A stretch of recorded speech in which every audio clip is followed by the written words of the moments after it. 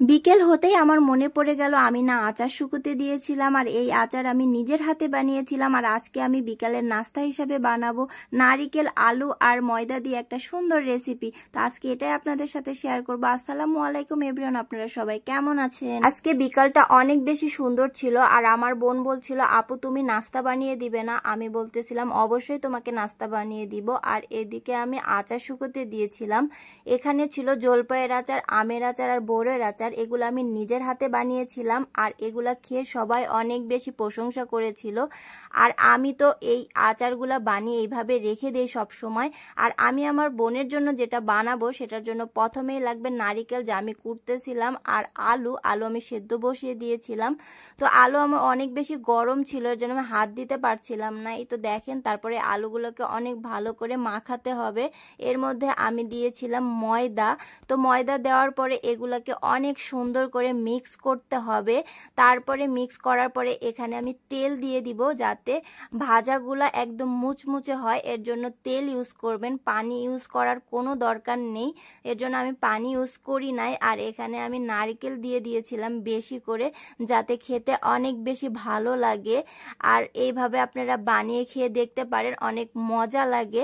আর এখানে আপনারা যারা মিষ্টি পছন্দ করেন তারা অবশ্যই চিনি দিবেন। আমি অল্প চিনি দিয়েছিলাম, যাদের বেশি চিনি পছন্দ তারা অবশ্যই বেশি করে চিনি দিবেন মিষ্টি হওয়ার জন্য। আর এই তো দেখেন, এগুলাকে সুন্দর করে মাখানোর পরে আমি একটু করে শেপ দিয়ে নিচ্ছিলাম, যাতে ভাজার পরে অনেক সুন্দর দেখা যায়। তো দেখেন আমার সবগুলো বানানোর ডান। এখন আমি ভাজা শুরু করে দিব। আর এই তো দেখেন আমি ভাজা শুরু করে দিয়ে দিচ্ছিলাম। আর আমি মাটির চুলাতে রান্না করছিলাম। আমি তো অনেক বেশি গরম ছিল। আর এদিকে তো আমাদের নাটোরে তো অনেক বেশি গরম পড়েছে। আমি জানি না বাংলাদেশের সব জায়গায় অনেক বেশি গরম কিনা, আমাদের নাটোরে তো অনেক বেশি গরম। গরম যতই পড়ুক না কেন, গরম আমার অনেক বেশি পছন্দ। শীতের দিন আমি একদম পছন্দ করি না, আর শীত আমার সহ্যই করতে পারি না।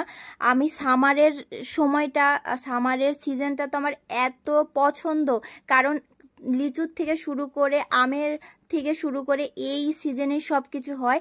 আর গরম যতই পড়ুক তারপরেও আমার গরম ভালো লাগে, আমি কেন জানি না। আর এই তো দেখেন ভাজার পরে কত সুন্দর একটা লুক এসেছে, আর খেতেও অনেক মজাদারই হয়েছিল। আর এখানে আমি রুমে এসে মাখাচ্ছিলাম আপনার নারিকেল দিয়ে, চিনি দিয়ে এখানে আমি সুন্দর করে মাখিয়ে নিয়েছিলাম। আর এখানে আমি দিব মুড়ি। এইভাবে আমি মাখিয়ে খেতে এত পছন্দ করি। তো বিকালের নাস্তা হিসেবে আমরা তো এটাই খাবো। আপনারা খেয়ে ট্রাই করে অবশ্যই দেখতে পারেন, কেমন লাগে খেতে আমাকে অবশ্যই জানাবেন। আর এই তো দেখেন আমি যেটা আমার বোনের জন্য বানিয়েছিলাম, এইটাও অনেক মজাদারই হয়েছিল। তো আপনারা চাইলে একটু ট্রাই করে দেখতে পারেন। তো আজকে এই পর্যন্তই, আল্লাহ হাফেজ।